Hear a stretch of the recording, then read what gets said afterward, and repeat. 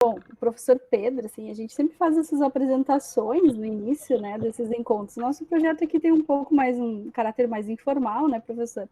Então, até fiz uma pequena apresentação sua, assim, né, mas de um modo mais pessoal também, porque já lhe conheço há muitos anos, Claro. né, temos essa proximidade. E eu me lembrei, né, pensando, né, como é que eu ia lhe apresentar para os alunos do projeto, lembrei qual foi a primeira vez que eu lhe vi, que eu lhe conheci, e o senhor não me conhecia ainda, né, como aluna. E foi justamente numa palestra sobre o Érico Veríssimo. Era em 2005, era o centenário do Érico Veríssimo, e eu estava no início do curso de letras. Eu estava nos primeiros anos ali do curso de letras, e já estava me interessando por literatura. Então, eu fui nessa palestra, e o senhor era o palestrante, falando sobre o Érico Veríssimo e o Tempo e o Vento. Era sobre esse livro, a saga O Tempo e o Vento. Nesse momento, eu acho que já queria ser sua aluna, mas isso só foi acontecer lá em 2009, né, professor? Muito tempo depois, né? Mas eu acho que essa relação que a gente tem também é uma relação pessoal, né? Então, eu queria lhe apresentar para os alunos aqui do IFAR, a gente tem alunos do IFAR, mas também tem alunos da UFSM aqui, e também temos alunos da Universidade Federal do Mato Grosso do Sul. Se eu não me engano, é isso. Se eu não estou enganada, Rose. É isso, né? No Mato Grosso do Sul. E como, então, uma pessoa que consegue fazer essa aproximação, eu acho, né? Por isso que lhe convidamos também, entre a literatura, né, e esse desejo, né, essa vontade que a gente tem de conhecer mais esse autor, que é um autor gaúcho, que a gente tem uma proximidade. Até a professora Cláudia, que é de fora do estado, disse que é uma relação muito diferente de quem é de fora do estado com o Érico Veríssimo, né? Para nós foi uma coisa muito próxima nossa, né? Então a gente quis terminar o nosso projeto, o último encontro, vamos dizer assim, discutindo os livros com este autor. Tá? Então eu vou passar a palavra para o senhor, o professor Pedro, professor da UFSM, foi meu professor, meu orientador, e é um prazer enorme ter o senhor aqui. Bom, o prazer já é todo meu, nós já, de algum modo já estamos até conversando. Então, muito obrigado, Ana, pela apresentação, aí, prazer em reencontrar aqui ex-alunas e colegas, enfim, os alunos todos que também estão aí nos acompanhando, o pessoal até mais de longe, quem conhece mais, quem conhece menos o Érico Veríssimo. Eu também fiquei pensando um pouco sobre a minha própria aproximação com o Érico. Tem uns anos, numa feira do livro, acho que foi lá na virada dos anos 10, que o Tabajara Ruas, que é um escritor, assim, também cineasta, não é? Autor do Neto Perde Sua Alma, dentre outros vários títulos bem conhecidos.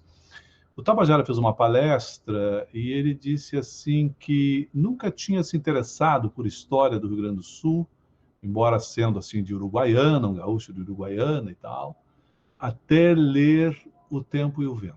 Ele começou a se interessar por história do Rio Grande do Sul e por história de um modo geral a partir da leitura do Tempo e o Vento. E ele disse assim que não há melhor lição de história do que ler Érico no geral e particularmente O Tempo e o Vento. Porque ali tem um projeto realmente, não é, de releitura da história rio-grandense, não tem nenhuma dúvida, e é um projeto de leitura do Brasil, a partir de um recorte de determinada região, e é o projeto de vida do Érico Veríssimo. O Érico é um autor de uma região muito próxima da cidade onde eu nasci. Eu sou aqui de perto de Santa Maria, de Tupanciretã, e o Érico é de Cruz Alta. Cruz Alta deve estar uns 80 quilômetros de Tupanciretã, e eu tenho até a sensação de que Tupã era distrito de Cruz Alta na época ainda. Quando o Érico trabalhou naquela farmácia de um tio dele, né, em Cruz Alta, e depois, em Tupã, também ele mantinha relações de amizade, assim, não é, com algumas pessoas. O Manuelito de Ornelas, que eu acho que é de Quaraí, tinha uma farmácia em Tupã, né, ali pelos anos 20. E o Manuelito, pelo menos, visitava o Érico, ele narra isso em algumas memórias e tal. Ele vai dizendo essas coisas. E tem um dado que eu descobri muito, muito depois, assim, mas que ele é muito curioso também, e aí eu me senti quase dentro dos livros do Érico, que é o seguinte: a minha avó materna, ela me contava muitas histórias de um sujeito da mocidade dela, lá em Tupã, que chamava Catarino, era o doutor Catarino. Doutor Catarino. Era é um médico também da fronteira aí dessa região de, não sei se de Itaqui, de Quaraí, que morou alguns anos em Tupã, eu acho que aí pelos anos 20 também.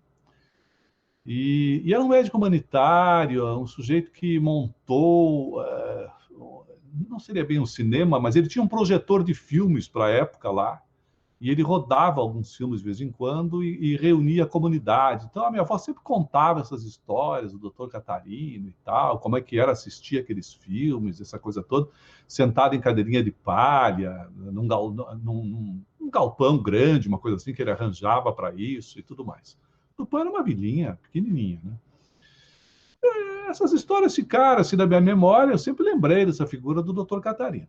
Aí eu estou, assim, há uns 10 anos atrás, numa banca em Florianópolis, na Universidade Federal de Santa Catarina, e estava participando da banca a professora Aide Mozart, que até é falecida agora, a Aide. E a Aide fez carreira, assim, toda a vida na Federal de Santa Catarina, mas ela é de Cruz Alta.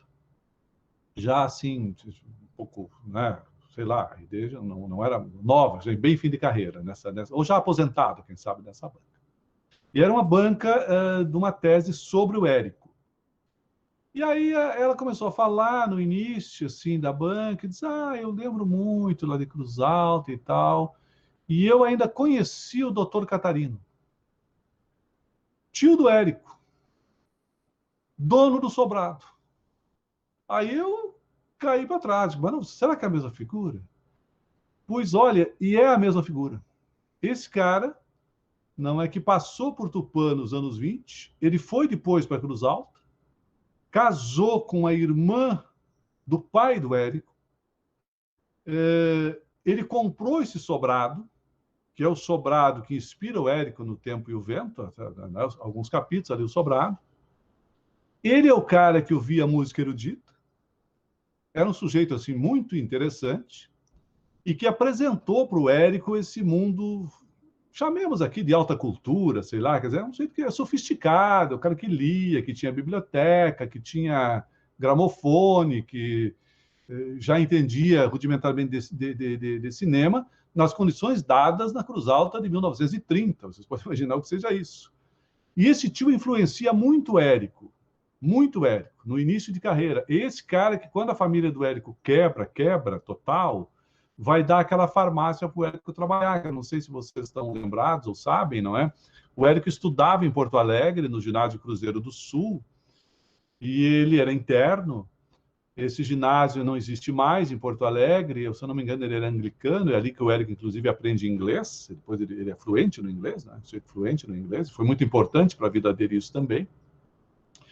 Ele vai de férias para casa, a mãe e o pai, assim, estão numa situação muito difícil, porque o pai dele vinha de uma família mais ou menos abastada e depauperou. Foi colocando, bebia muito e foi quebrando todos os negócios e tal.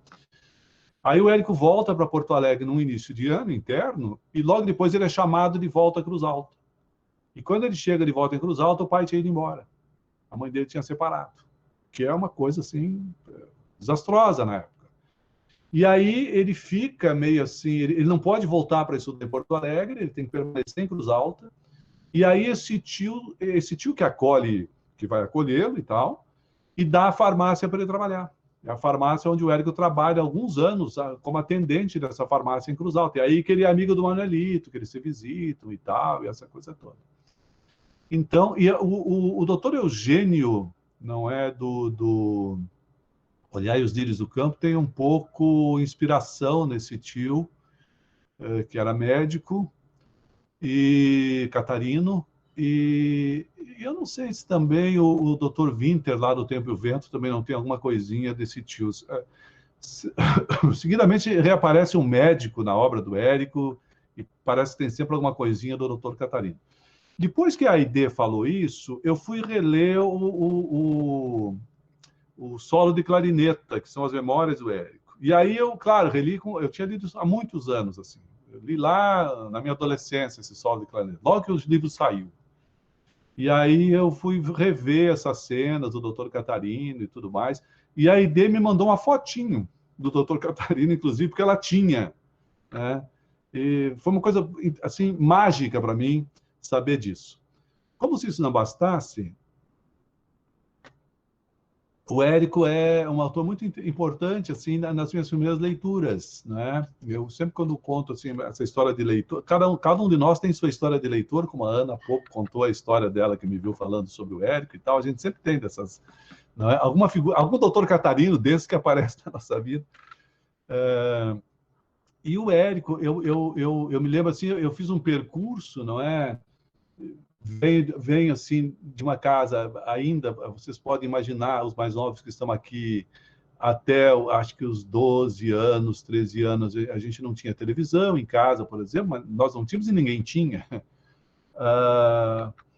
Assim, o meu pai era comerciante, então ali circulava muita coisa assim essa coisa de casa de comércio, porque tinha muita coisa de marketing de mercado, as marcas, os marketing, um colorido. Esse mundo da escrita entrava ali de algum modo. Era a época daqueles, vinha muito aqueles, a cada ano, final de ano, uns calendáriozinhos e uns almanaques, né? Uns almanaques que algumas farmácias ainda distribuem até hoje e tal. Então, eu tinha muito esse imaginário perto de mim. E depois eu comecei a minha leitura muito por quadrinhos, né? Eu fiz todo um percurso assim de leitor de quadrinho desde logo que eu fui alfabetizado, que eu tinha os primos mais leitores, mais velhos que eu e liam muito essas coisas e iam me dando essas coisas todas. E aí depois eu me lembro que eu migrei do quadrinho para uns livros de bolso, que é o Pulp Fiction, aquele que a gente comprava em banquinha de jornal, que vinha muito assim, história de guerra, história de espionagem, várias dessas historinhas assim, uns livrinhos pequenininhos, bolso e livro, não é? Porque cabia no bolso, né? E eu li muito isso. E aí depois, bem mais tarde, já lá, assim, sei lá, adolescência e tal, na escola, no ensino, hoje que é hoje o ensino médio, eu fui migrando para a literatura mesmo, não é? E aí, dos primeiros autores que eu li foram Jorge Amado e Érico Veríssimo. E o Érico foi uma descoberta, assim. Até hoje eu acho que o Érico é uma grande entrada para leitor, sabe? Porque são histórias assim que envolvem. E, claro, no caso do Érico, um envolvimento com um mundo que, de algum modo, nos diz respeito. Às vezes até, como aqui no caso do Dr. Catarino, diz respeito particularmente, né? É um vínculo assim que você vai descobrir que você está lá, olha lá. Conheci o cara. Então, tem muito isso. Eu tenho essa proximidade assim com a obra do Érico, que passa muito por uma coisa assim, sabe, de história de leitura, de experiência de leitura e tudo mais. E O Tempo e o Vento é um livro que eu já li um pouco depois, assim, eu me lembro. E depois, aí li o Érico muito na sequência, ele li O Tempo e o Vento, acho que aí eu já tinha lido antes a Clarissa, já tinha lido, eu acho que o primeiro que eu li dele, talvez tenha sido o Incidente de Antares, não tenho bem certeza, ou a Clarice, depois o Incidente de Antares, depois O Tempo e o Vento, depois aí fui para o Solo da Clarineta, e aí voltei para aqueles lá dos anos 30, Saga está pelo meio disso e tal, mas mais ou menos essa sequência. Então, essa experiência de leitura, essa experiência de Érico, ela é uma experiência, acho que, muito rica. Ela tem essa capacidade de acordar a gente para o livro, nos mostra, assim, como que pode fazer grande literatura com coisas que estão, de algum modo, perto da gente. Não é? O Érico se insere nessa tradição do romance de 30, quando a gente vai estudar a literatura, percebe isso com clareza, que é esse romance que tem esse modus realista de narrar, e essa pegada que não é regionalista, mas é regional, né? Porque ele destaca é o Jorge Amado, é o Graciliano Ramos, é o Érico Veríssimo, é o Augusto dos Anjos, é um conjunto de autores de várias regiões brasileiras que estão fazendo uma literatura que é moderna, por assim dizer, mas que é uma literatura compromissada com uma história local, com um certo imaginário que tem a ver com determinada região, com determinados públicos e tal, e que tem a capacidade, inclusive, de alçar essa região, esse espaço, para uma dimensão maior, para um conjunto de leitores maior, para sair desse espaço propriamente dito.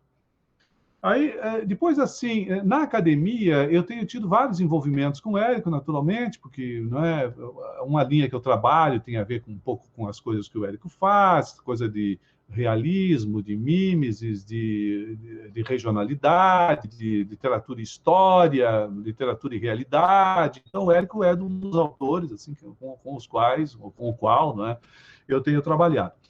E eu queria até mostrar para vocês aqui, também para mostrar uma coisa assim, ó. O Érico, ele o conjunto da obra dele, ele já ultrapassa digamos assim, a significação do livro em si, mas ele é alçado a uma condição assim que ele já marca determinadas datas, ele já marca, não é... ele tem uma história própria, ele tem um percurso próprio, né? Quando a gente estuda lá a história, naquela Tempo e História, lá com aquele autor francês, o Paul Ricoeur, ele vai dizendo que existem alguns mecanismos que nos lembram da passagem do tempo, como o calendário, como as datas, como as efemérides. E o Érico é um cara que já gera esse tipo de coisa. Só para mostrar aqui, olha só.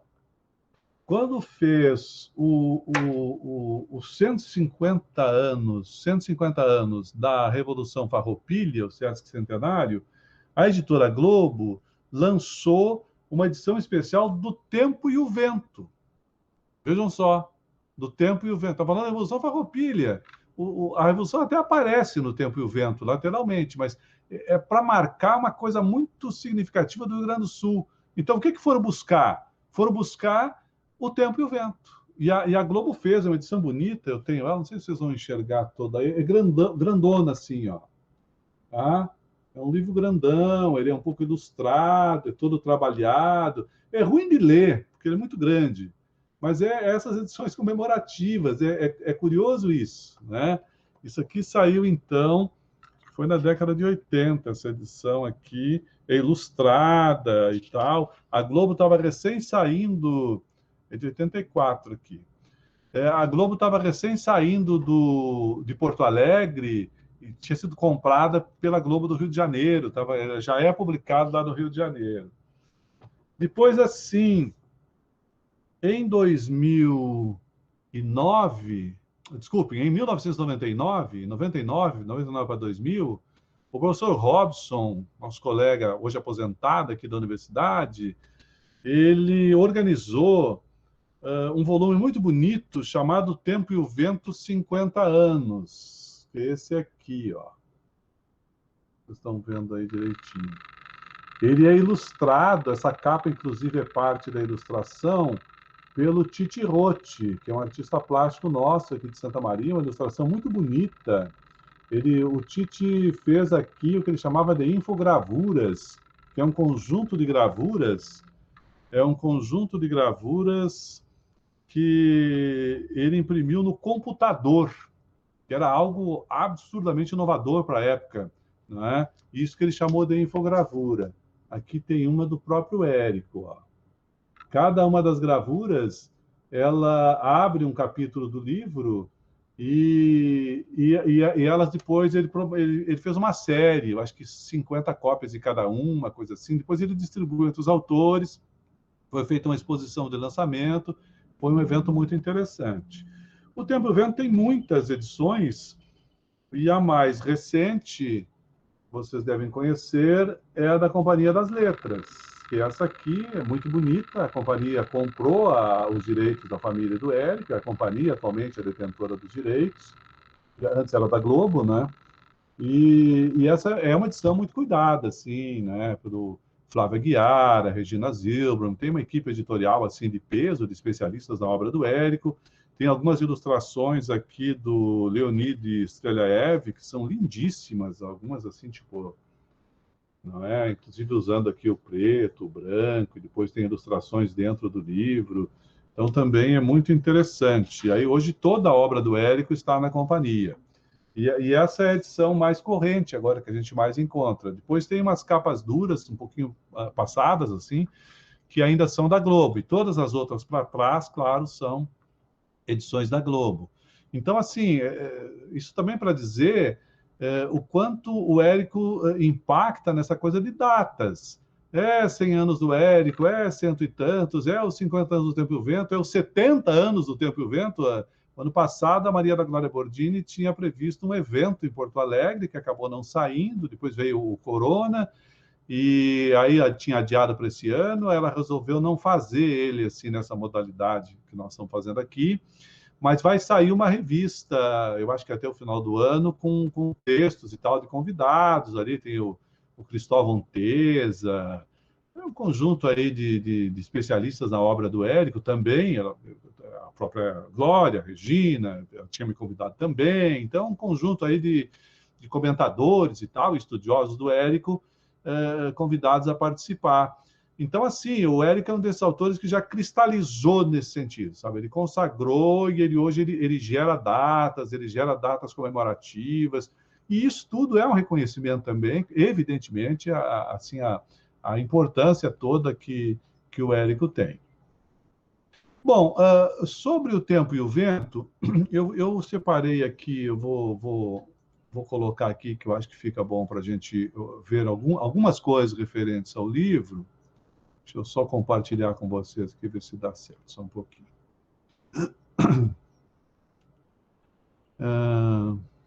Aqui. Quando aparecer, vocês me dizem e me digam se está bem enquadradinho.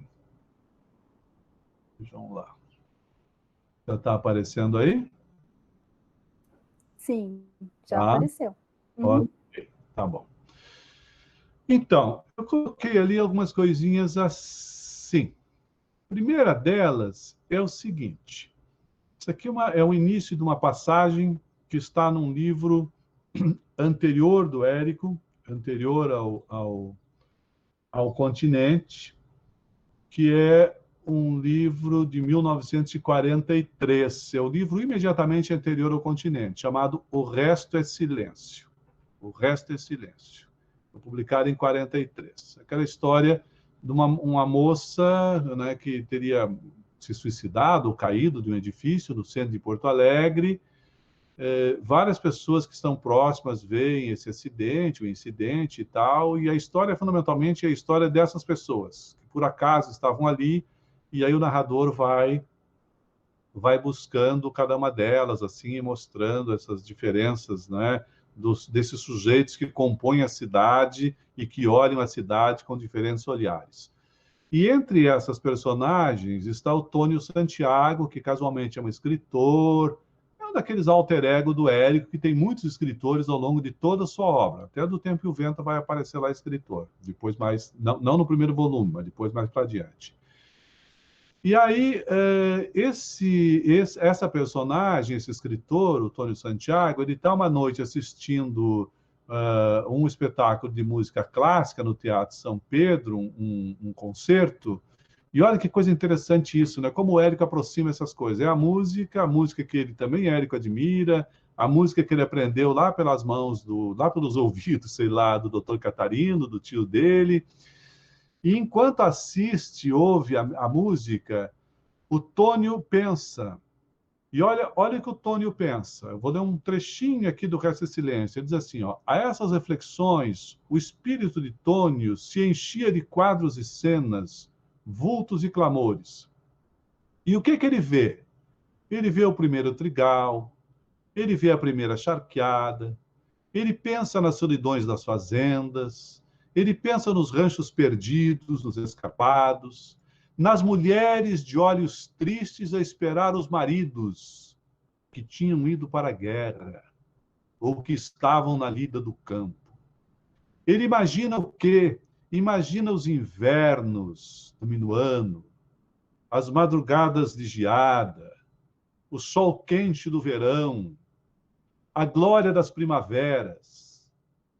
Ele imagina a geografia, aliada às lendas, nos matos, nas canhadas, nas coxilhas, nos aldeamentos de índios, nas missões, as povoações, desde as primeiras, as mais antigas, aquelas que crescem, que se transformam, que viram cidade. Ele reflete sobre as planuras largas que convidam à vida andarenga, que convidam às arrancadas, o que não é nada mais e nada menos que a história da Pampa, a história da região de fronteira. E sobre esta monotonia da rotina campeira, que significa parar rodeio, domar, marcar, tropear, plantar, esperar e colher, ele pensa na luta do homem contra os elementos, pensa na luta do homem contra as pragas. Por sobre tudo isso, sempre e sempre, tem vento e tem solidão.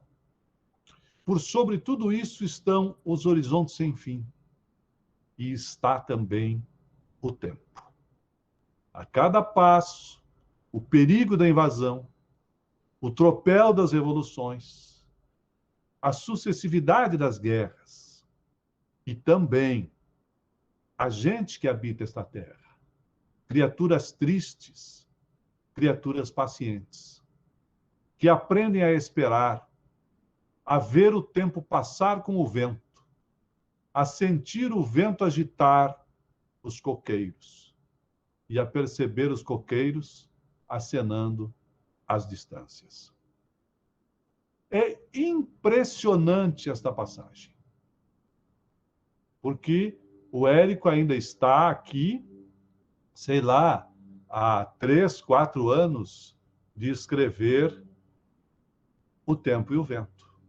Esse livro foi lançado, como eu disse, em 43. Em 43. O Continente, o primeiro volume do Tempo e o Vento, o primeiro tomo, é, como vocês sabem, de 49. 6 anos depois. Mas isso nos dá algumas indicações. Primeiro, que o Érico já tem um pouco um projeto que ele vem desenvolvendo. Ele confessaria isso depois. Mas se a gente prestar atenção na obra dele, desde o início esse projeto está latente, assim, ele bate lá.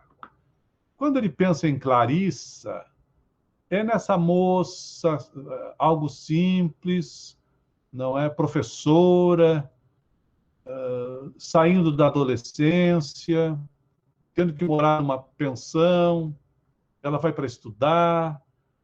Quer dizer, esse caminho não é dessa criatura que tem que deixar a família para completar o seu processo de formação. E essa coisa da adolescência, um pouco também da vida de pensão que ela conhece, esse interesse por esses diferentes tipos humanos com os quais a Clarissa tem contato. E isso está muito misturado na vida do Érico. A primeira filha dele, ele dá justamente o nome de Clarissa. Quer dizer, é uma coisa bastante próxima assim, das vivências dele. Depois, logo depois, Clarissa é de 33. Em 35, 2 anos depois, é o Érico já em Porto Alegre, trabalhando na Livraria do Globo, se lançando assim como escritor, já na liderança praticamente da roda literária da Livraria do Globo, ainda jovem, naturalmente, ele é um cara aqui de 30 anos aproximadamente, já com a vivência assim, que ele tinha deixado para trás a mãe, irmão, Cruz Alta, o pai que foi embora e nunca mais viu, essas coisas todas. E logo depois, é a vida daquela Porto Alegre provinciana que vai lhe interessar. Ele lança Caminhos Cruzados, que é um livro inovador. Porque o Caminhos Cruzados, aqui tem que prestar atenção na técnica.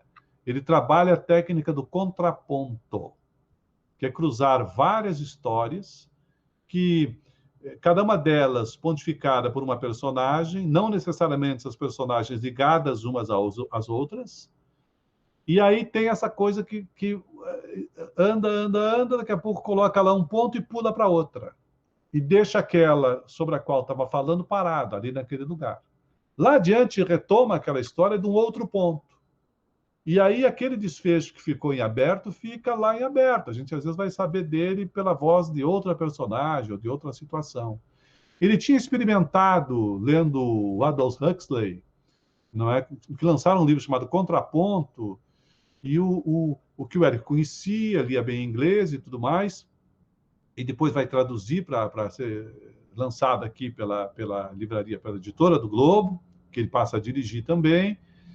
Então, ele conhecia a técnica e ele aplica essa técnica no Caminhos Cruzados. E depois, assim, Música ao Longe, O Lugar ao Sol, Olhar e os Lírios do Campo, é uma sequência de livros em que as personagens se repetem muito, se repetem muito. Aquele ciclo da Clarissa, não é? O Noel, a Fernanda, o Vasco Bruno. O Vasco Bruno depois vai aparecer também em Saga, que é sobre a Guerra Civil Espanhola. E aí depois vem O Resto é Silêncio. Ainda Porto Alegre, já não são mais as mesmas personagens lá de trás, mas tem uma preocupação quase antropológica em compreender estas personagens, de onde que elas vêm, como é que elas se radicam em Porto Alegre, como é que elas se adaptam naquela vida da capital, o quanto elas trazem ainda, muitas vezes, do seu passado de zona interiorana, não é? Ou, muitas vezes, assim, são antigos coronéis, né, que ele coloca ali entre aquelas personagens como um antepassado, ou como alguém que ainda está presente, é um pai, é um sogro, é um avô, e que traz aquela tradição coronelista, caudilhesca, sul-rio-grandense, deslocada, colocada em outro tempo. Então, parece que ele vai arrumando a matéria para que as coisas, de fato, aconteçam. E aí, ele vai publicar em 49 O Continente, 1 e 2. E vejam bem, esse trechinho que eu coloquei aqui, ó, desde as primeiras reflexões do Tônio até chegar aqui ao final dessa reflexão, que faz parte, digamos assim, de uma espécie de fluxo de consciência dessa personagem, essas coisas vêm, ele está num ambiente sofisticado, está no Teatro São Pedro, está assistindo a um concerto e tal, e parece que toda a história do Tempo e o Vento vem ali na cabeça dele. Até com uma curiosidade interessante, ele reitera a questão do tempo e do vento. Reitera a questão do tempo e do vento, que vai ser uma ideia central e maravilhosa para o desenvolvimento depois do Tempo e o Vento propriamente dito. Mas é interessante que o Érico não tem o nome do livro, ele não escreveu ainda O Continente aqui. E ele não tem o nome do livro antes de escrevê-lo. Tanto é que quando ele começa a escrever, era outro título da obra. Chamava Caravana. Caravana. Depois que ele muda, e acho que ele muda também pelas razões assim dos títulos que ele tinha escolhido um pouco para as obras anteriores, não é? Porque Música ao Longe, Olhar os Lírios do Campo, Um Lugar ao Sol tem uma certa inspiração bíblica, e O Tempo e o Vento também tem inspiração bíblica, não é? Ele vai, isso está lá no início, quando a gente vai ler o Continente, deixa eu até achar aqui, ó. Uma geração vai e outra geração vem, porém a terra para sempre permanece. E nasce o sol e põe-se o sol, e volta ao seu lugar de onde nasceu.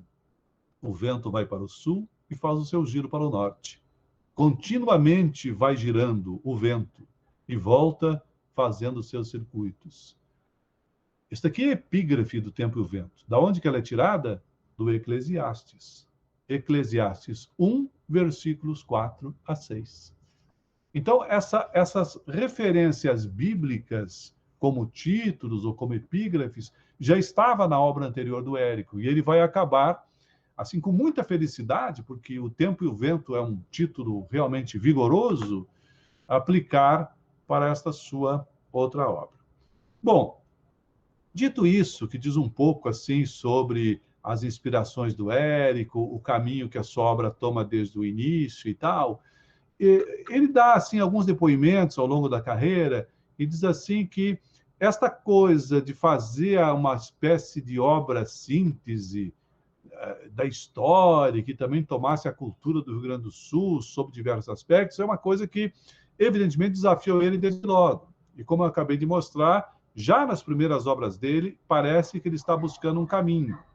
E já quando chega aqui no Resta Silêncio, a sensação é de que ele achou esse caminho. Mas o Érico disse que não se achava pronto lá no início. E aí acho que tem vários aspectos que a gente pode considerar nesse não se achava pronto. Claro que ele certamente não se achava suficientemente maduro.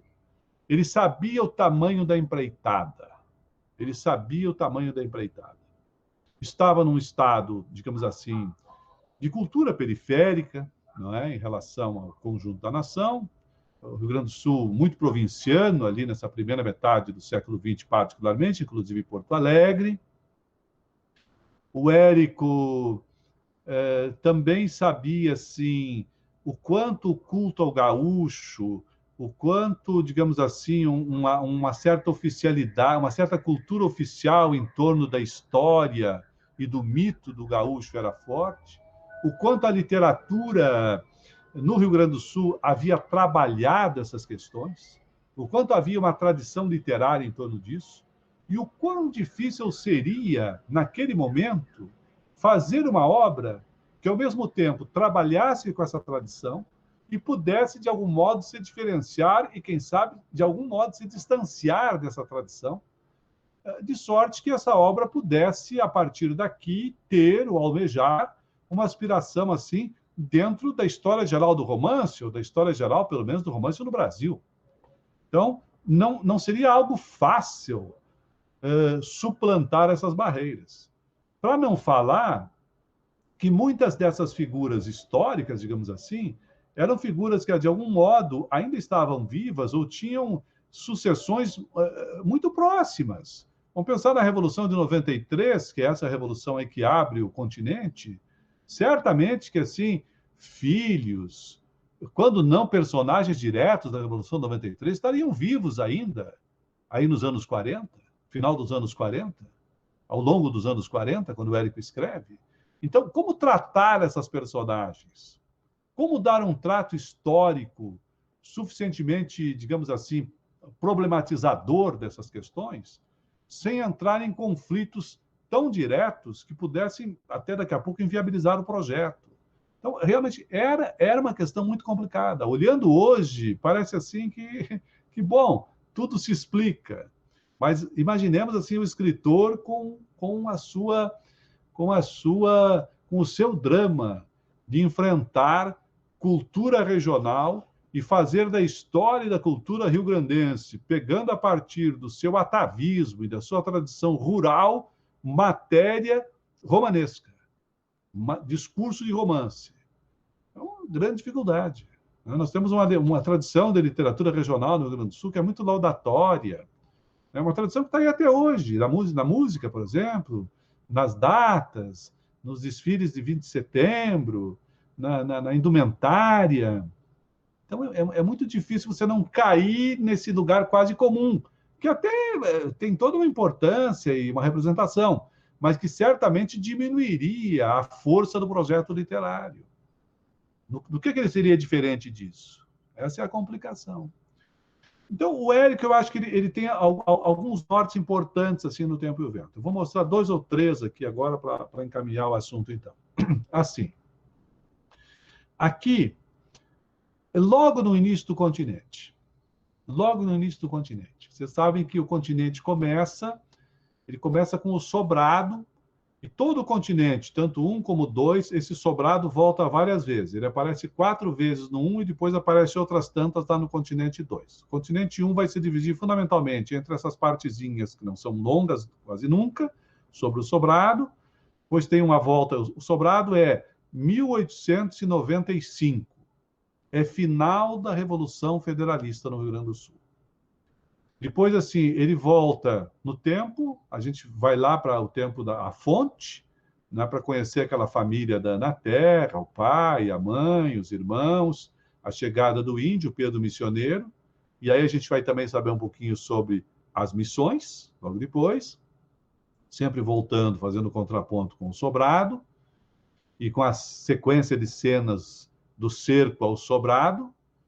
E depois vai ter os dois grandes andamentos do continente 1, os dois outros grandes andamentos são a Ana Terra, que é longa, né? É um longo andamento, porque ali parece que está realmente uma origem, e é uma origem matriarcal. Isso é muito interessante, é uma sacada realmente do Érico, não é? E só depois ele coloca um certo Capitão Rodrigo. Quer dizer, é como se assim, primeiro vieram as mulheres, depois veio esse, digamos, herói gauchesco, porque aí sim o Capitão Rodrigo vai encarar isso. Mas ele morre ao final. Morre num episódio da própria Revolução Farroupilha. Então, vocês vejam que aqui esse andamento ele é muito interessante nesse volume 1 do Continente. E iniciar pela Revolução Federalista é fundamental, porque a Revolução Federalista ela é primeiro que ela é uma revolta muito sangrenta, muito bárbara. É a nossa barbárie, assim. Ela é a passagem do Império para a República, no Rio Grande do Sul. Havia dois grupos republicanos que se digladiam entre si, um chefiado pelo Gaspar Silveira Martins e o outro chefiado pelo Júlio de Castilhos, e eles brigam entre si. Esta é a Revolução Federalista. Ela começa em 92, 93, e assim, tem degolas, tem estupros, tem enforcamentos, tem assim sangue vivo, numa revolução bárbara, realmente, de traições, de lutas fratricidas entre famílias, mas com muito ódio. E é esta revolução que está já no seu final, em 95, quando abre o continente. Então, aquela cena, o sobrado está cercado, ele está cercado não é pelas tropas que seriam as tropas do Silveira Martins, né? Que são os maragatos. E os chimangos, que estão no sobrado, não é? Eles vão resistir. O Licurgo, que é o chefe dos chimangos, vai resistir a esse cerco dos maragatos. E eles estão praticamente sem água, com pouca comida. A mulher do Licurgo, Alice, vai ter um bebê, que ele vai morrer, inclusive. A família está nessa dificuldade. Ali estão os dois meninos, o Rodrigo e o Turíbio, que são filhos do Licurgo.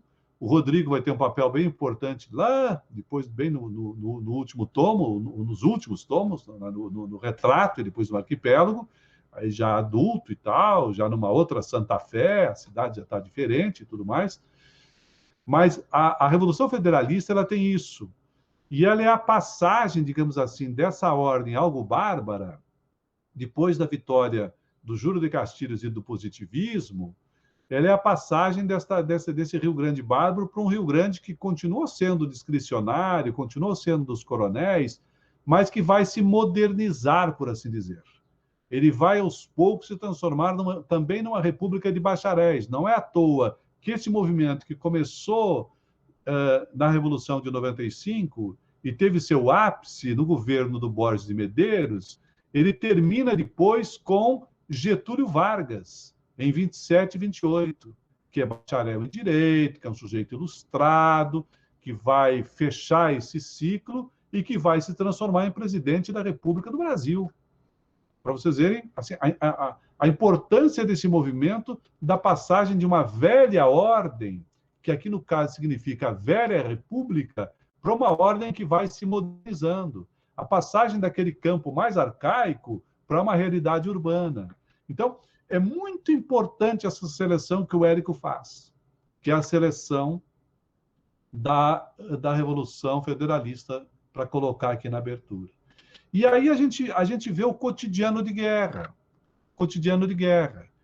Aqui as famílias estão cercadas dentro do sobrado, e aqui é um diálogo do Licurgo com a Maria Valéria, que é cunhada dele, irmã da Alice. O Licurgo diz, Os Maragatos são os cobardes. E a Maria Valéria diz, não são. E o senhor sabe que não são. Ele fica bravo, não é? E a cunhada prossegue. O senhor sabe que eles são tão bons e valentes como os republicanos. É a mesma gente. São só as ideias que são diferentes. Aí o Licurgo, assim, bravo, grita com ela, o que a senhora entende de ideias? Ele pergunta para Maria Valéria.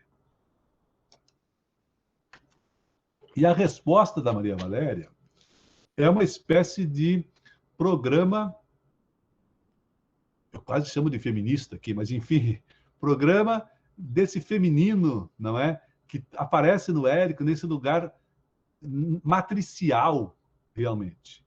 E que está associado com um certo mito não é bem de resignação, de resistência que a mulher apresenta ali. E que muitas vezes é uma resistência surda, calada, mas tenaz, que está ali para organizar a casa, que está ali para sustentar a família, enquanto o homem vai cumprir essa rotina algo aventureira e muitas vezes irresponsável. Então, vejam só a resposta que dá Maria Valéria. Ter filhos é negócio de mulher, eu sei, continua Maria Valéria.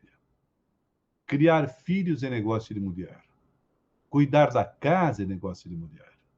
Sofrer calada, pois fique sabendo que essa revolução também é negócio de mulher. Nós também estamos defendendo o sobrado. Alguma de nós já se queixou? Já lhe disse que passa o dia com dor no estômago, como se tivesse comido pedra e pedra salgada? Já lhe pediu para entregar o sobrado?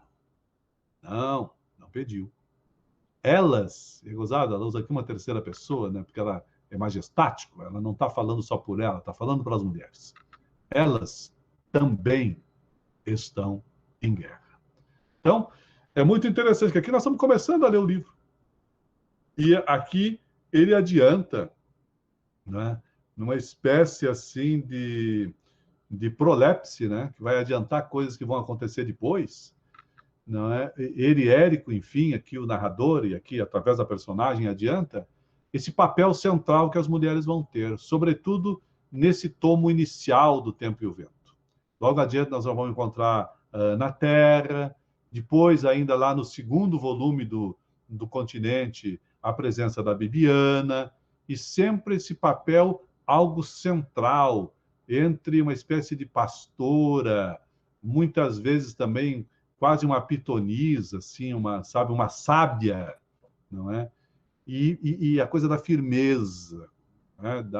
da mulher ao longo de toda a obra. E aqui várias questões aparecem também, que a gente tem que prestar atenção. A capacidade do Érico em compor personagens, é um escritor absolutamente maduro que está aqui. As personagens dele estão muito bem compostas. A capacidade dele em compor diálogos, vocês vejam que aqui é um exemplo assim, muito interessante disso, como é que se coloca essa situação da defesa de posições, e que é uma defesa que aparece, quem estuda literatura conhece o chamado diálogo socrático. Está lá no Platão, quando constrói a sua filosofia e coloca o Sócrates discutindo com os sofistas, que são contrários ao Sócrates. E a verdade no Platão sai dessa contradição que se estabelece nos diálogos. Pois o Érico tem muito isso também. Ele gosta muito de colocar os contraditórios. E foi uma forma muito hábil que ele achou, tipo assim, num terreno tão minado de gauchismo, de gauchesca, de tantos heróis e tal, ele coloca os dois lados. E no diálogo, digamos assim, a verdade vai, de algum modo, se estabelecendo. E ele faz muito bem isso, exemplarmente bem isso. Ele controla bem essa cadência, tem muita lógica, fala dessas personagens, tem muito cuidado nisso, e é um ponto alto do Érico e um ponto alto que está no Tempo e o Vento, de uma maneira geral, e no Continente particularmente. Bom, um outro aspecto é o seguinte, vou mostrar para vocês duas pequenas falas de duas personagens que estão também ali no sobrado cercado. Então, eles estão esperando assim, algum desfecho, eles acham que tem que se entregar, tem criança ali no meio, a própria Alice já perdeu o nenê, porque estava grávida, tem que enterrar lá no porão do sobrado, uma coisa, sabe? Uma situação terrível, assim. Eles estão sem água praticamente, e aí eles começam a se queixar um pouco da tirania do Licurgo, como chefe que teima em manter aquela situação para não se entregar assim, no campo das ideias e dos seus ideais. Ele que é um chimanco, portanto, partidário do Júlio de Castilhos. E, claro, do grupo vencedor depois, como a gente vai ver. Aí, assim, o Florencio Terra é sogro do Licurgo. Ele tem uma fala que ele diz assim, ó, eu tenho quase 65. Já vi outras guerras. Tudo passa. A Revolução termina. Federalistas e republicanos ficam alguns meses ou anos um pouco estranhos. Mas o tempo tem muita força. Um dia eles se encontram, um dia fazem as pazes e lá vão esquecer tudo. Essa fala do Florencio, ela não é única. Tem uma outra personagem aqui nesse mesmo ambiente, nessa mesma circunstância, o Fandango, que é também assim sempre muito alegre, não é? É um peão antigo ali da família e tal, servidor e tudo mais, daqueles assim alarife, algo dançarino, que gosta de festa, não sei das quantas e tal. E aí tem uma reflexão do Fandango nessas conversas um pouco laterais que vão ocorrendo ali, não com o Licurgo diretamente, mas entre o Fandango, o Florencio e essas personagens que são secundárias até. Então, o Fandango diz assim, ó, Curgo vive dizendo que os maragatos são bandidos. Mas qual? Todo mundo sabe que é gente boa e gente ruim dos dois lados. A guerra é uma sangueira braba, é uma perda horrível de vidas, perda de dinheiro, perda de tempo. Enquanto isso, o mundo tem tanta coisa gostosa. Mulher bonita, cavalo bom, baile, churrasco, mate amargo, laranja dura, melancia fresca, guampa de leite gordo, uma boa prosa perto do fogo, pescaria, caçada, cesta debaixo do umbu, tanta coisa. Então percebam que aqui, dentro dos valores, digamos assim, daquilo que é a diversão, daquilo que é o lazer, daquilo que é a culinária, daquilo que é, digamos, do maior agrado da vida desse sujeito, que é um sujeito rústico, não é? Ali acomodado à vida rural, ele também acha na sua simplicidade que a guerra é uma doideira, que a guerra é uma bobagem, que a guerra é uma perda de tempo, que a guerra é uma perda de energia. Então, é muito interessante essa mensagem que o texto passa, porque ele é um texto que trata muito de dissensões, trata muito de guerras, trata muito de brigas, mas as trata para mostrar o outro lado, mostrar o lado, digamos assim, algo humano da compreensão de valores maiores, de que a vida, afinal de contas, realmente acontece e é boa nas coisas mais simples, nas coisas mais diretas, num churrasco, num baile, num mate amargo, numa guampa de leite gordo ainda quente do Uber e da vaca. É isso. Isso é muito importante ao longo de todo o Tempo e o Vento.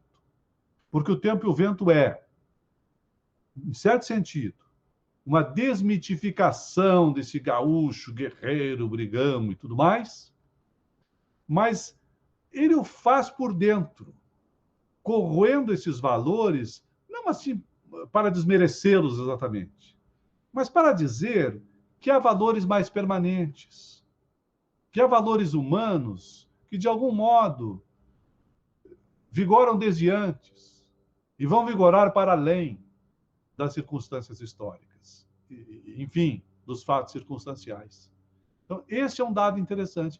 Daí o fato de O Tempo e o Vento não ser exatamente uma épica assim, da história do Rio Grande do Sul, mas tratar realmente, digamos, da formulação de um digamos, de uma estirpe algo heróica, colocada em determinada região brasileira, com as suas ilusões, com os seus roupantes, com os seus enganos, com os seus desenganos, não descuida de fazer passar por ali, assim, partes da história que muitas vezes os antecessores do Érico deixavam de fora quando tratavam da literatura, a questão do indígena, o peão, os negros. Tem uns parênteses ao longo do Tempo e o Vento, escrito em itálico, que são espécie de excertos ao longo da narrativa que falam muito dessas famílias que a gente identificaria hoje como uma espécie de sem-terra, dos agregados, de como que eles sobrevivem, de como que eles são o rebotalho. Então, assim, nesse sentido, é uma grande, uma grande teia, uma rede. Aqui não faltam também os imigrantes, tanto os imigrantes estrangeiros europeus, como migrantes nacionais. O pai da Luzia vem do Nordeste, por exemplo, vai aparecer depois no Continente 2. Então, assim, vejam vocês que é uma sequência assim, muito, muito interessante dessas diferentes raízes que formam efetivamente a cultura rio-grandense. E, como diz o próprio Érico, ele, no fundo, visou fazer o que ele chama de corte transversal da sociedade. A sua obra sempre quis fazer isso, um corte transversal da sociedade. Ou seja, de través, de atravessado, com um olhar um pouco esgueirado, onde ele vê um pouco pelas beiradas, e onde ele privilegia o elemento humano, os valores humanos, os valores permanentes, sobre as questões circunstanciais, sobre o registro da história e até sobre o registro do próprio mito. E isso funciona bem como obra que dura, que tem longa duração.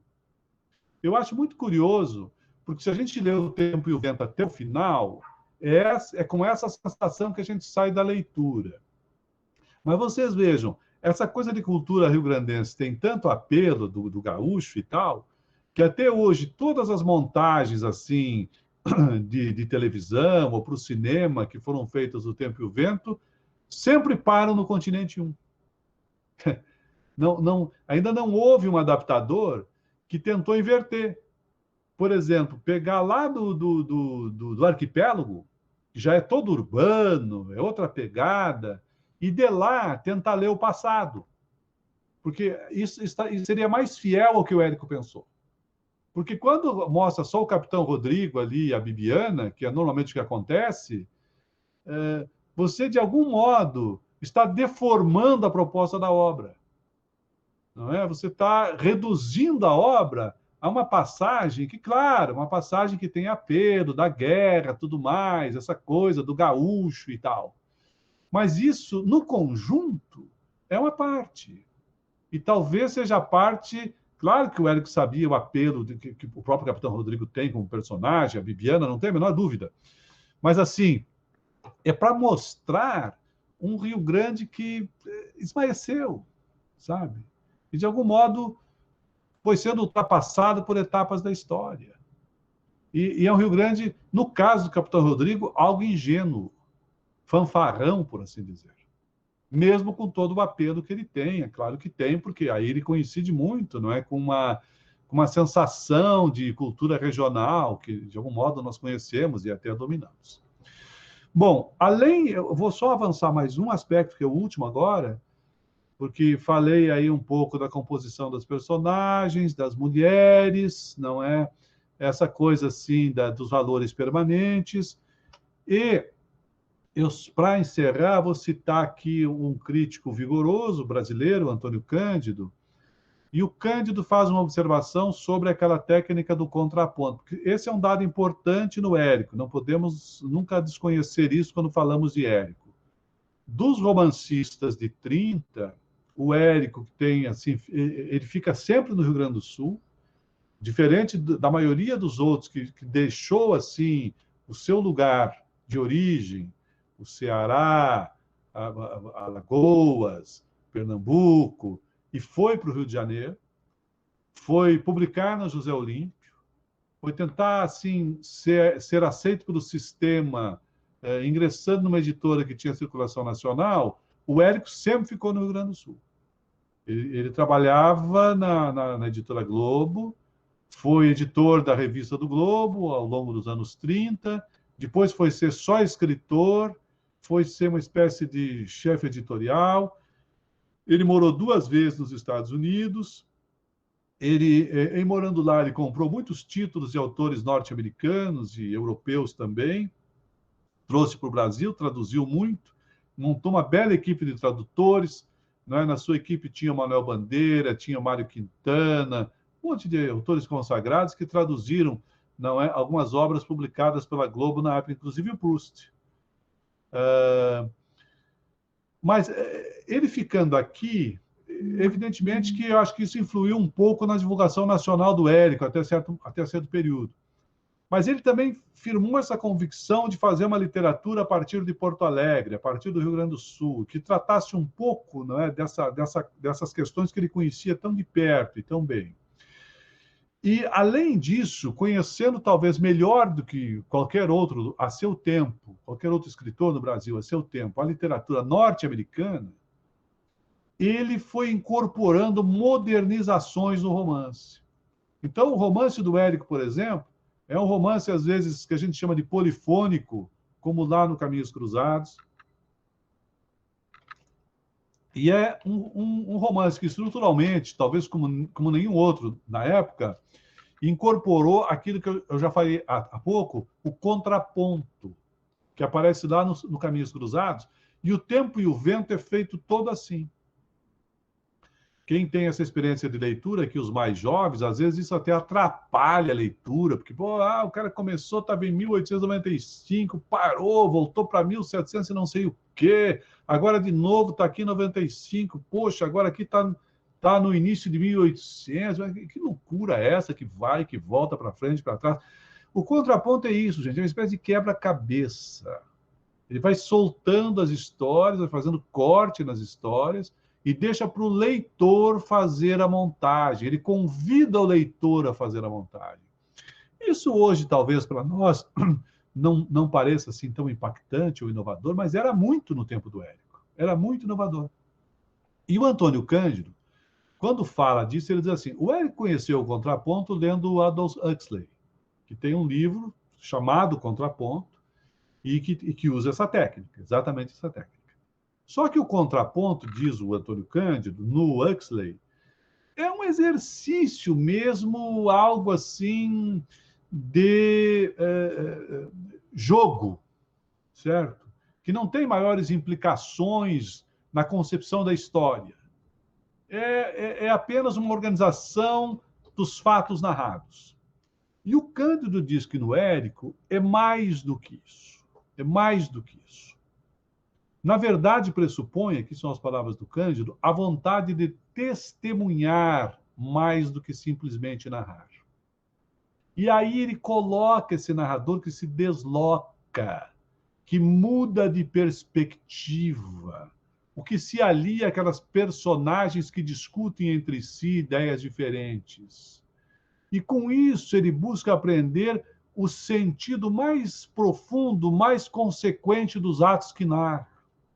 Então, mais do que descrever as coisas, o Érico narra naquele sentido mais profundo de narrativa, que é contar uma história, a partir das suas diferentes perspectivas, sugerindo seus diferentes sentidos, dando a essa história e aos atos, às ações, enfim, iluminações diversas.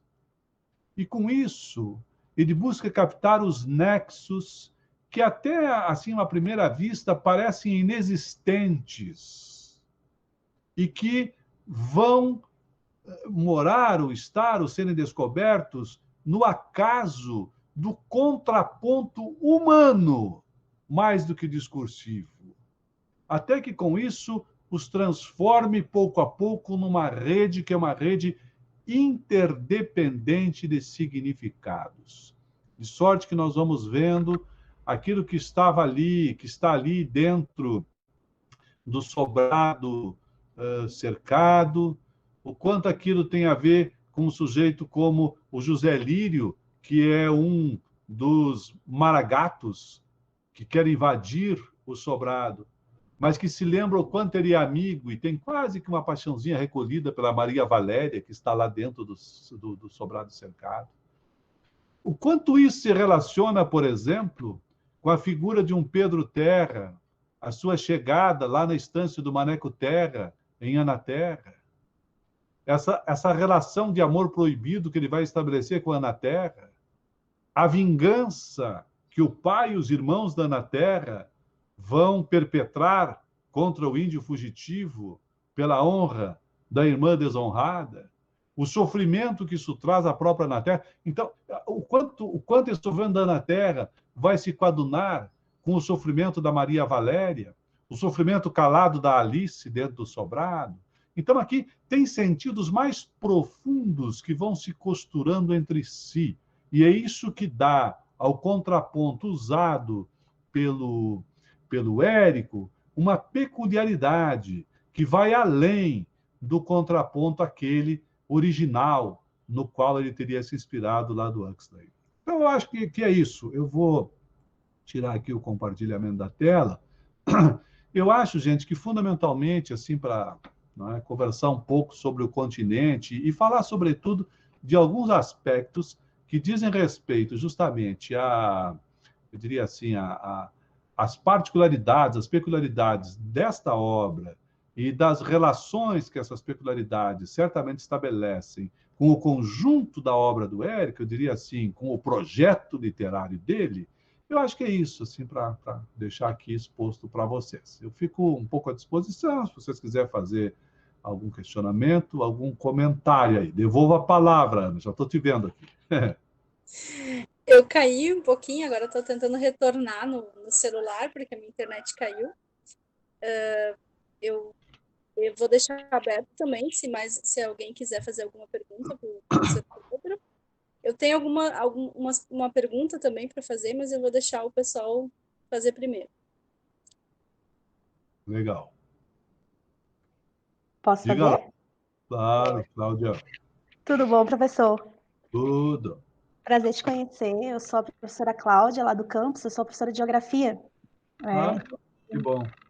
E eu fui criada em Salvador.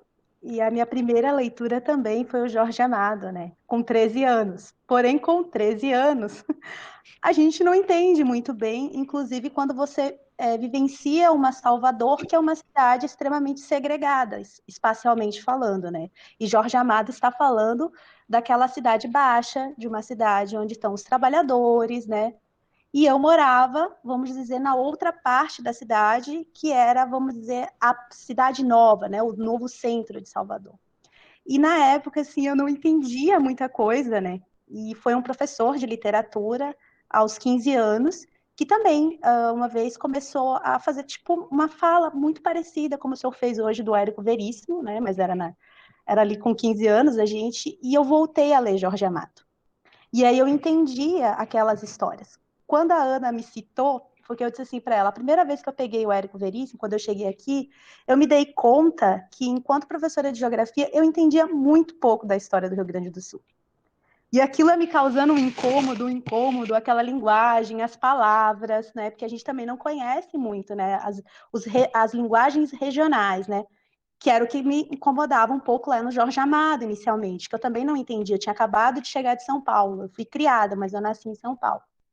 E aí, hoje, vendo a sua fala, assim, me dá uma vontade imensa de retomar a leitura do Érico Veríssimo, então eu acho que eu agradeço, né, pela sua fala, pelas colocações, e eu trabalho hoje muito com a temática das mulheres, né, eu trabalho muito com os feminismos, com as adolescentes ali na escola.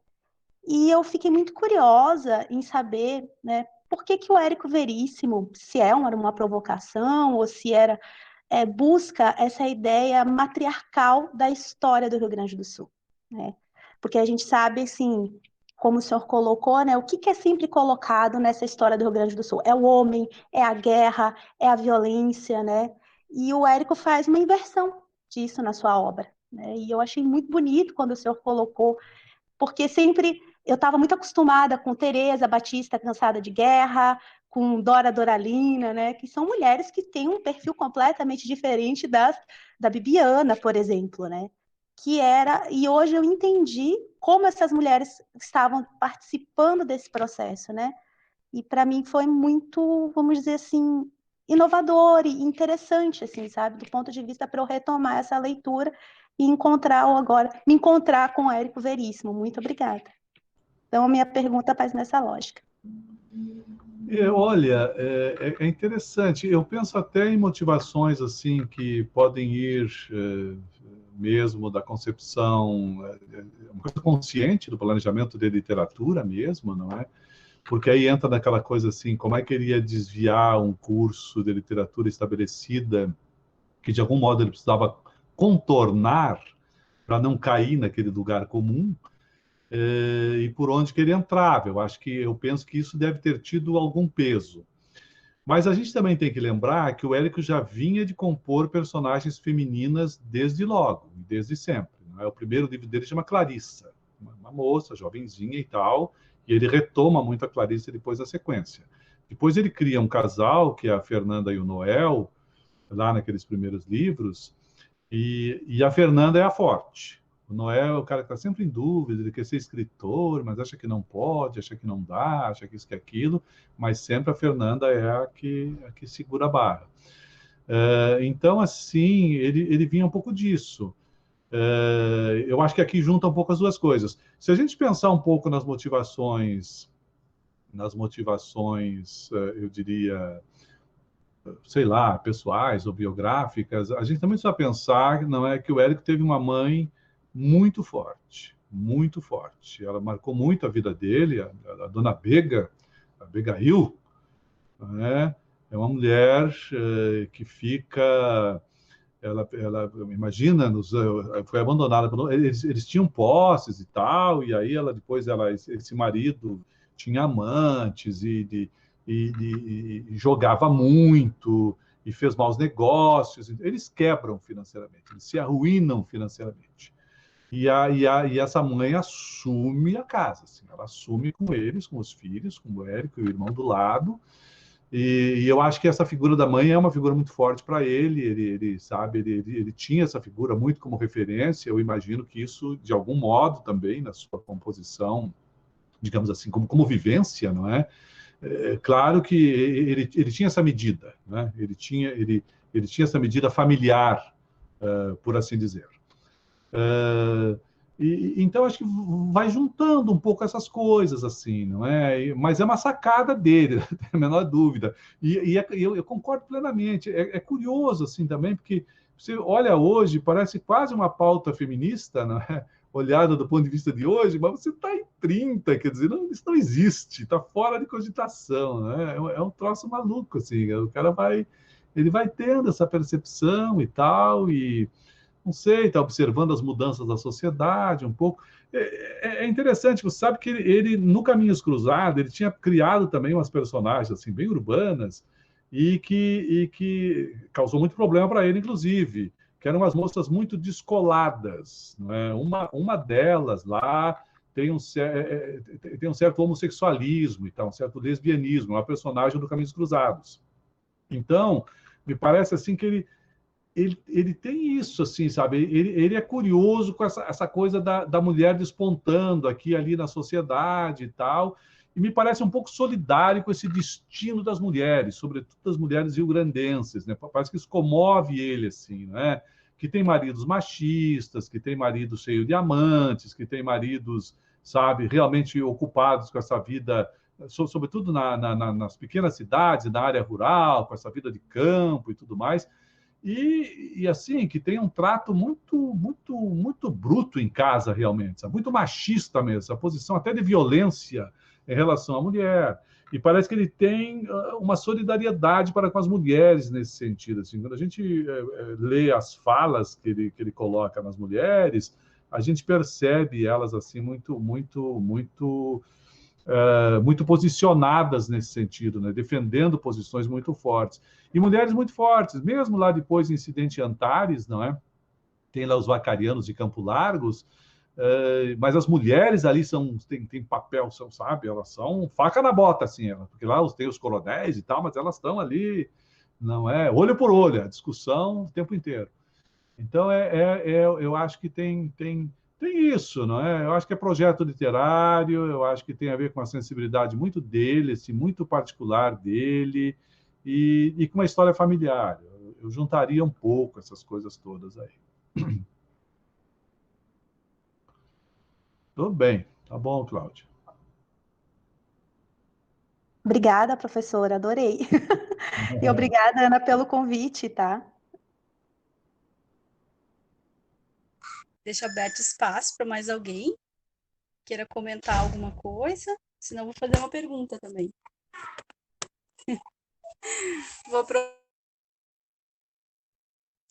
Professor, quando eu entrei, vamos dizer assim, né, estava no ensino médio e eu conheci a obra do Érico, foi pelo jornal Zero Hora, na verdade. Esse meu interesse surgiu a partir da Zero Hora.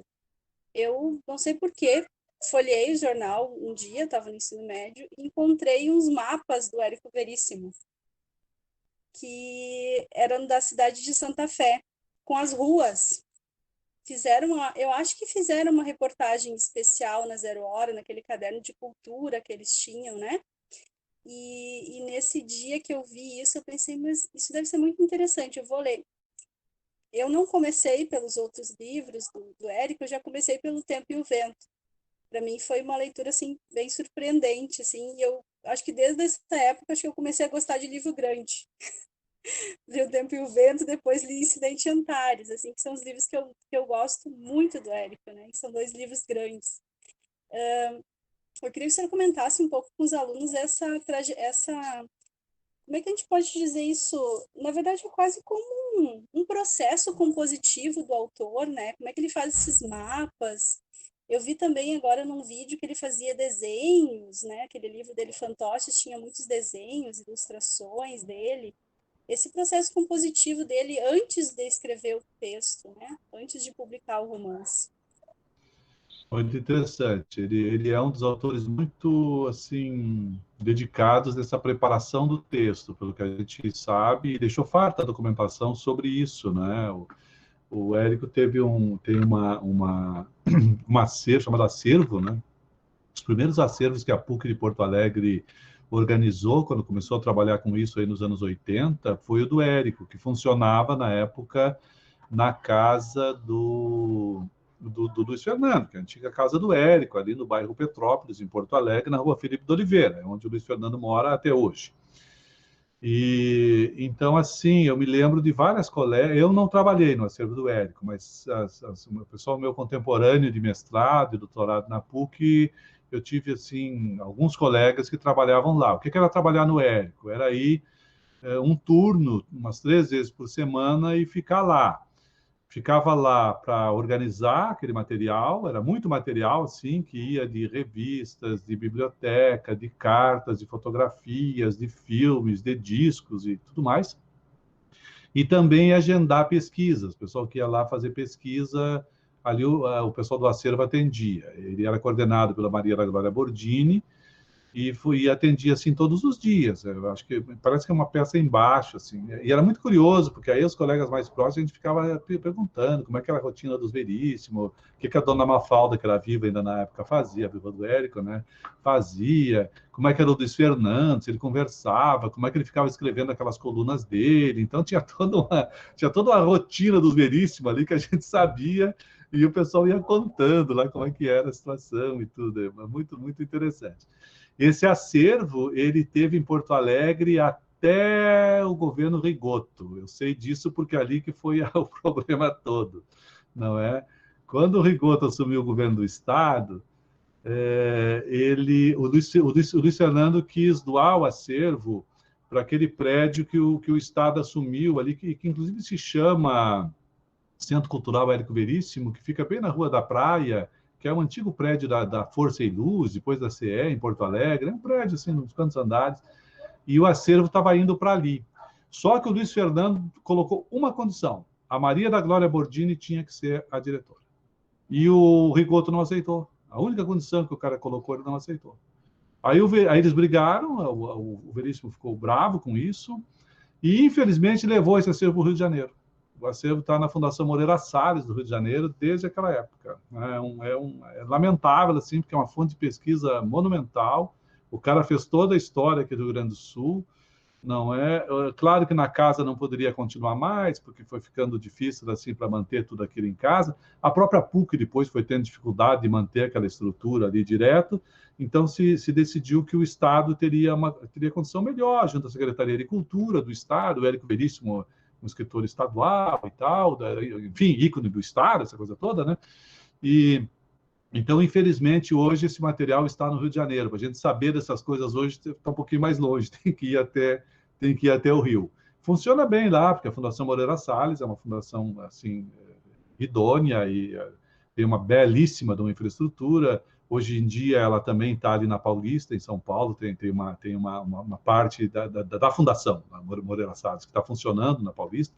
Se vocês forem a São Paulo, não deixe de visitar, pertinho da Consolação ali, é uma visita a ser feita, sempre tem programação, exposições e tal, mas o acervo mesmo está no Rio de Janeiro, o acervo da Moreira Salles, os acervos, na verdade, que é um conjunto de acervos, está no Rio de Janeiro. Mas então, o Érico deixou muita coisa desse tipo de material, não é?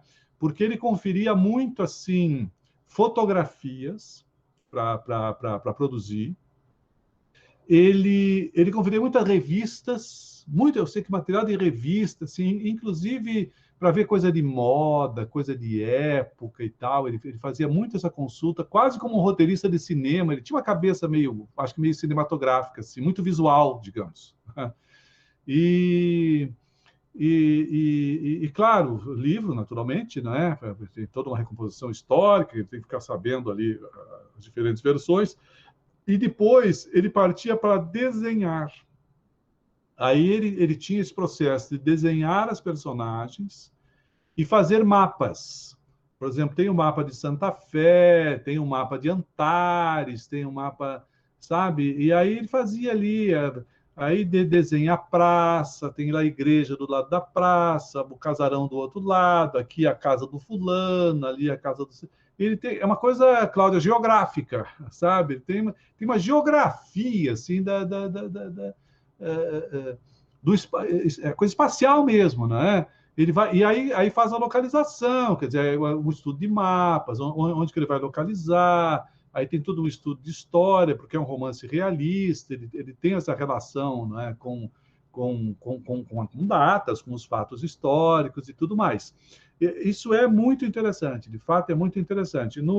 Acho que nessa edição da Companhia das Letras, até eles recuperaram um pouquinho desse material, vez por outra aparece por ali um desses mapinhas do Érico, assim, não é? Eu sei que o Flávio Loureiro Chaves eu acho que tinha o mapa de Antares, porque o Flávio conviveu muito com o Érico naquela fase final já da vida, assim, dos anos 70.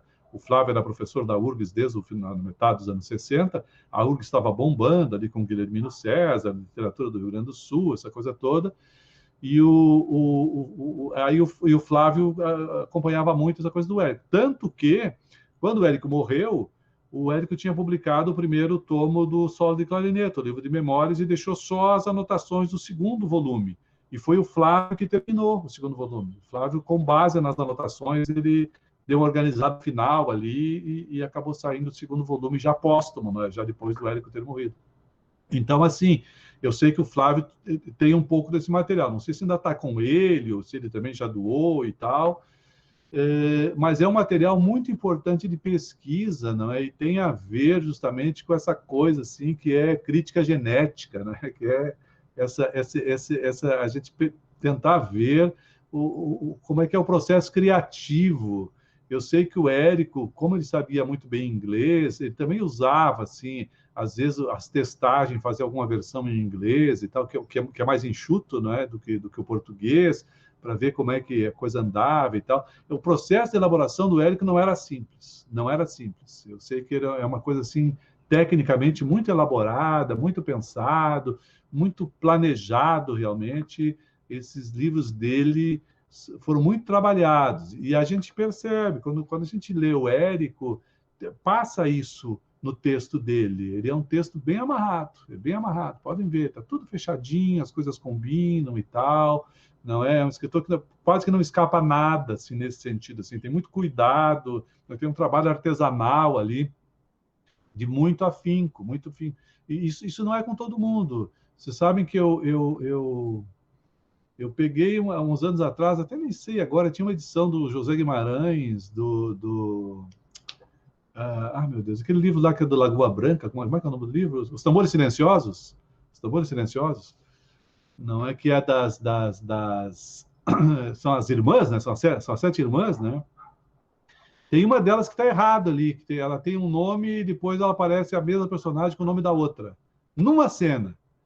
E eu captei isso numa leitura. E depois passei para Maria da Glória isso uma vez. Não sei se depois era a LPM que publicava José, não sei se eles corrigiram isso depois ou não, porque nem cuidei desse negócio. Mas, assim, para vocês verem, às vezes o sujeito escreve, está fazendo a produção rápida, o revisor também não percebe, e é um nomezinho só que saiu fora do lugar. Então, dificilmente a gente acharia um errinho desse do Érico, que é um sujeito muito cuidadoso com essa artesania do texto, não é? E tinha toda essa forma, assim, mesmo artesanal, de juntar o material, de fazer o desenho, de fazer o mapa, e esse apelo muito visual. Acho que esse, Ana, é um dado, de fato, muito interessante, né? Como que é quase o roteirista, parece que ele pensa a cena como se fosse uma cena para cinema, ela tem que funcionar ali, não só no tempo, mas também com a sua relação espacial, muito bem resolvida. Acho que é muito legal.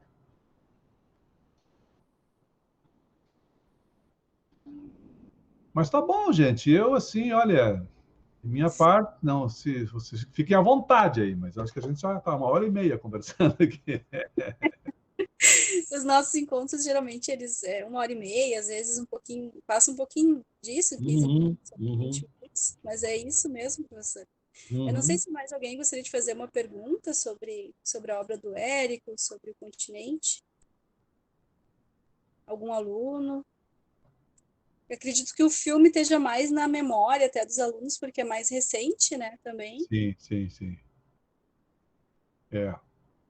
Eu tenho essas broncas das adaptações com aquilo que eu falei atrás. Eu acho que elas, não que elas sejam ruins, elas são ótimas, bem feitas e tal, não é esse o problema. Eu acho que elas acabam, não é assim, não sendo fiéis ao projeto do Érico. Eu acho isso um pouco problemático, assim, mas enfim. Aí também, eu acho que é um apelo, sabe? O próprio Monjardim, ele pegou a Letícia Werschowski e o Tabajara para fazer o roteiro dessa última, para a Globo, e choveu no molhado. Eu até pensei que eles iam fazer diferente, mas fizeram a mesma coisa. Nem precisava ter feito outro roteiro, podia só refilmar até, sabe? Porque saiu igual praticamente. Eles pegaram sempre assim. Porque eu acho que já é o pedido, entendeu? Já vem lá de cima. A gente quer Bibiana e Capitão Rodrigo. É par amoroso, sabe? É isso aí. Com batalhas, com cena de batalha, herói e tal. Então, acaba caindo um pouco nesse lugar comum, assim. Eu acho que não precisava desprezar isso, mas eu acho que podia avançar um pouco. O Érico, por exemplo, é muito rico, o último volume, sobre Revolução de 30, que é uma parte rica da história do Brasil também. Toda a implicação do Rodrigo e da família Terra Cambará, naquelas alturas, com o getulismo, com a chegada ao Rio de Janeiro, com a instauração de 30, não é? As crises depois que eles vão viver a partir disso, sei lá, eu acho que teria material ali para mais do que tem sido feito, assim. Mas, enfim, é o que temos para o momento também, né? Mas representa o continente, isso sim, né? Para quem lê o continente, acho que fica, de algum modo, contemplado. Ana, vou me dirigir ao professor, fazer uma pergunta. Primeiro, obrigada, professor, por essa aula de hoje, maravilhosa. Acho que vai ficar para sempre, para nós, para os estudantes. Trouxe um pouco da história, de geografia, de literatura, bem muito interessante. É arriscada até a pergunta que eu vou fazer, muito arriscado sair sem resposta. Mas eu gostaria que o senhor nos dissesse se é possível, ou talvez aí indicar para essa gurizada, qual a melhor obra, por onde começar a ler Érico Veríssimo. Eu sei que todas são maravilhosas, né? Para alguém que estuda e se dedica, é difícil escolher uma obra apenas. Mas se fosse para indicar, para dizer alguma, qual que é a mais encantadora no seu ponto de vista? Ou então uma sugestão de onde esses alunos, por qual delas os alunos poderiam começar, caso tenha despertado, eu tenho certeza que despertou o interesse neles em ler o Érico Veríssimo. Ok. Olha, realmente, a pergunta é muito difícil porque ela se depara com uma questão assim de que o que é melhor para um não é melhor para outro, né? O continente continua sendo muito bom. Eu acho que não é ruim começar pelo continente. Eu, assim, das minhas primeiras leituras, como eu disse antes, foi o Incidente Antares, que em mim, na época, me causou uma certa contradição. Eu me lembro que na leitura daquela época, eu fiquei muito encantado com a parte da história, porque o Incidente, ele condensa praticamente 150 anos de história rio-grandense e brasileira em toda a primeira parte do livro. E aí tem várias personagens históricas, todos os presidentes, praticamente, do Brasil desse período passam por Antares ou pelas personagens de Antares de algum modo. E a gente se aproxima muito dessas personagens, então é um livro muito rico em história do Brasil também, porque ele vai marcando essas datas todas e a gente não esquece mais dessa gente, porque eles convivem ali. O Getúlio Vargas, quando chega a Antares, é um advogado de São Borja, que vem resolver um problema familiar dos vacarianos de Campo Largo. Como é que eu vou esquecer dessa criatura? Nunca mais, né? Porque eu passo o tempo inteiro lendo de Vacarianos de Campo Largo. E depois, quando vem a segunda parte, que é o incidente, que é aquela coisa dos mortos, que levantam o cemitério e faz uma greve e tal, eu me lembro que eu me decepcionei muito, porque eu queria outro desfecho. Eu não queria saber daqueles mortos ali que, de repente, apareceram no meio da história, estragaram a minha leitura, sabe? Então, depois, lá adiante, quando eu fui entender que aquilo era também uma sátira, que tinha um valor alegórico e tal, e era uma crítica, inclusive, à própria censura e ditadura e tudo mais, aí tudo bem, aí funcionou melhor. Mas veja, depende de mais maturidade para saber dessas coisas, não é? Eu acho, em todo caso, que talvez assim, para um leitor bem inicial, aqueles livros da primeira fase do Érico, sobretudo assim, Clarissa, Música ao Longe, Um Lugar ao Sol, que tem personagens assim muito bem compostos, que não são muito longos também, não é? Que tem uma história que também é testemunha de uma época, né? A gente está ali, ou em uma pequena cidade do interior, a Jacarecanga lá, né? Da Clarissa, ou da família dela, ou então na Porto Alegre, daqueles anos 30, que é muito saboroso ver hoje Porto Alegre dos primeiros edifícios, daquelas discussões que dava, da vida que está mudando, não sei das quantas e tal, da chegada disso e daquilo. Porto Alegre ainda tinha bonde. Então, que pode ser uma leitura muito gostosa de ser feita, eu penso assim, sabe? Talvez até nesse sentido possa ser mais interessante, porque trata de coisas urbanas e tal, digamos assim, para um leitor mais jovem, não é? Talvez ainda não tão afeito desse peso, dessa carga toda de história, de gauchada, de guerra, de situação que vai, que volta, que não sei das quantas, que tem que montar e que quebra a cabeça e tudo mais. Então, não sei, pensando dessa perspectiva, certo? Da perspectiva do leitor, de um leitor jovem, sobretudo, eu talvez indicasse desse primeiro núcleo aí assim, né?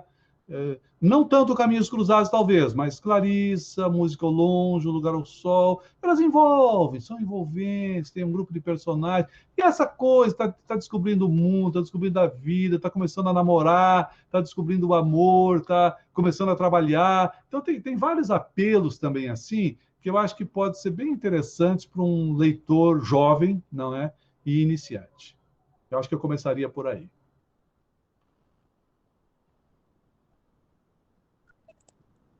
Professor, bom, vamos esperar se mais algum aluno, quem sabe um aluno nosso queira fazer alguma questão.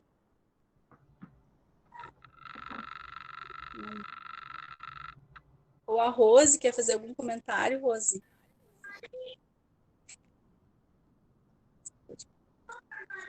Bom, professor, acho que a Rose caiu.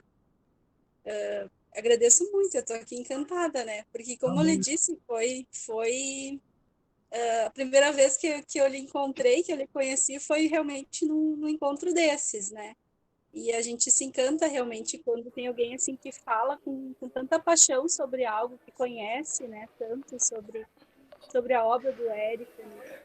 E é uma coisa que é apaixonante. Acho que os alunos devem ter sentido isso também. Espero que eles tenham, né? Apreciado também essa arte, como eu novamente, 2005 para cá. Eu nem recordo mais essas datas. Tá A última bom. vez que eu falei, a última vez que eu entrei na universidade, um aluno levantou a mão e disse que tinha nascido na mesma época. Então a gente vai ficando para trás, né? Nesse sentido.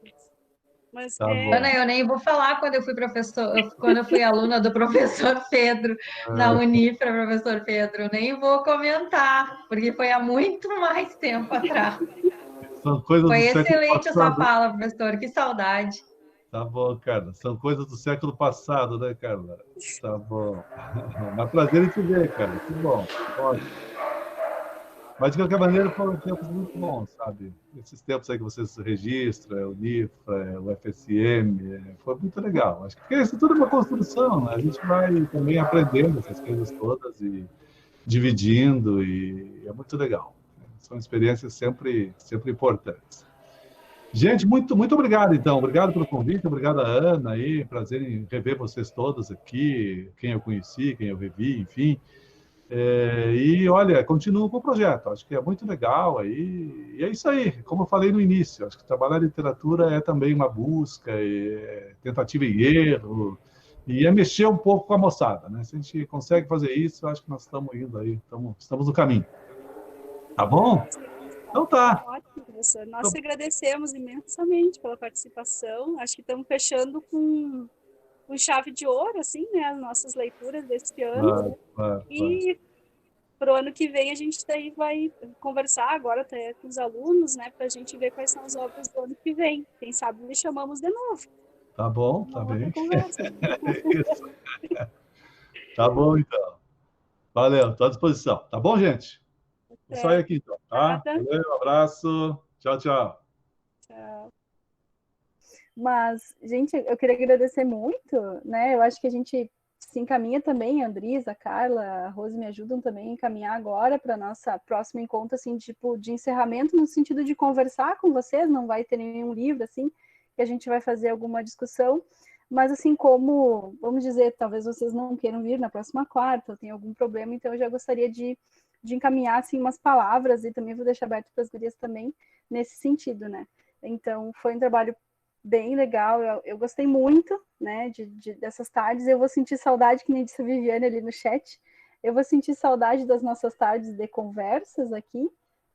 Eu acho que a roda funciona nesse sentido mesmo, né, que a gente possa apresentar as nossas perspectivas e também a nossa experiência de leitura, porque a leitura, ela faz parte de nós, a roda funciona nesse sentido, né, e então, para o nosso projeto do ano que vem, a gente pretende continuar nesse formato das rodas de conversa, mas claro que a gente gostaria de ouvir na próxima quarta, e também vamos mandar para vocês um formulário no Google Forms, para que vocês possam sugerir alterações do que a gente pode melhorar também nos nossos encontros, tá bom?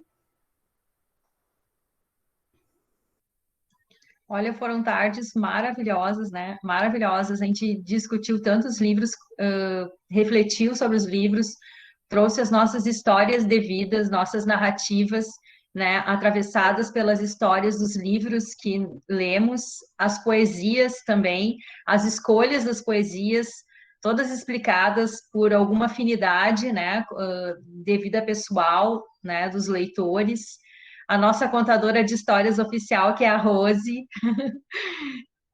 Dá para todas as gravações, dá para te ouvir de novo, né, Rose? Porque tem um dom especial, assim, de encantar, né, os ouvintes. É muito legal. Então, foi muito bom. Como eu disse desde o primeiro encontro, né, a gente se sente jovem, assim, novamente nos bancos de faculdade, assim, nas cadeiras de faculdade, naquele primeiro encontro que nós estávamos todos bem eufóricos, assim, e super entusiasmados. Então, foi muito bom mesmo ouvi-los, poder participar, reler e ler livros que eu ainda não conhecia, né? Então, foi muito bom. Eu só agradeço por ter participado desse projeto. Espero poder participar do próximo também.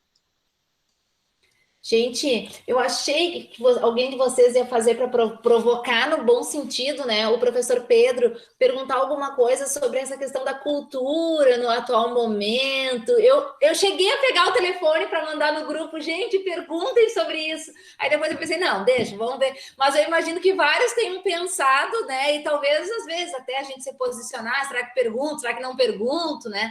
Mas eu acho que teria sido uma boa provocação, professor. Queria ver o que ele teria, né, para dizer a esse respeito, que seria bem interessante.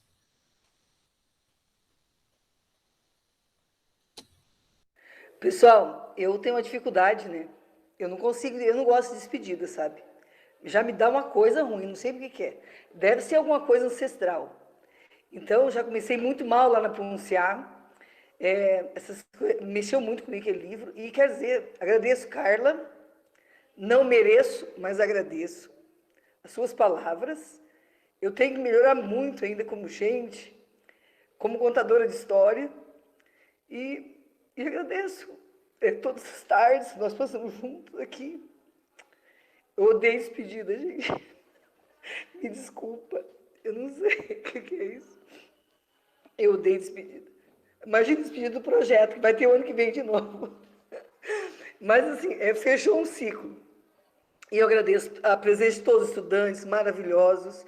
Agradeço essa oportunidade de fazer tudo pelo MIT, que a gente não sabia como é que seria. Meu Deus, como é que vai ser? Eu fiquei pensando, será que vai dar certo isso? Se lá no laboratório de humanidades funcionava, eu achei que foi até melhor agora, desse formato. Agradecer assim, a paciência dos estudantes, que toda quarta-feira, desde julho, nós ficamos assim, 2 horas, o nosso encontro tem hora para começar, não tem hora para terminar lá pelas 6 e pouco, um sai, mas sempre fica alguém ali que quer um pouquinho conversar mais, né? Então, eu acho que essas tardes literárias, agradecer a Ana Cláudia, que teve essa ideia de se lançar nesse projeto e nos convidou, agradeço o convite, a confiança, né? Porque é uma confiança dela colocar um livro na nossa mão, né? Para que a gente contribua de alguma forma. E assim, cada um tem um talento especial para contar a história, que a Carla tem um jeitinho todo querido, todo meigo, todo alegre, a contribuição de cada um, a Andrisa, toda polêmica, sempre puxa o governo de um lado, do outro, daquele lado, ela acha um jeito, a Ana Cláudia também, todos, né? Todos os estudantes que colocam lá no chat as perguntas, as dúvidas, são um pouco tímidos ainda nesse momento, mas acho que é o momento que nós estamos vivendo. Talvez o ano que vem sejam mais à vontade, né, participar. Mas é isso. Eu sei falar escrevendo, acho que eu não sei falar falando, da pessoa. Olha o pleonasmo. Era isso. Eu sou melhor escrevendo, eu acho.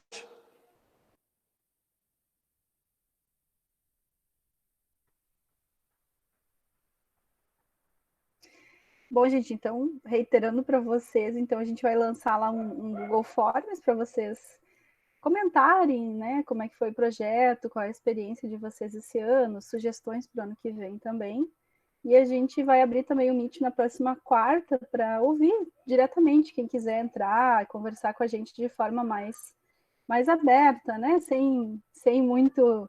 Não precisa ter nenhum tipo de vergonha aqui com a gente, todos nós nos conhecemos muito bem, né? Trabalhamos juntos, estamos aí desde julho trabalhando, né? Todas as quartas-feiras de tarde, e reforçar esse convite para vocês, tá bom? Muito obrigada.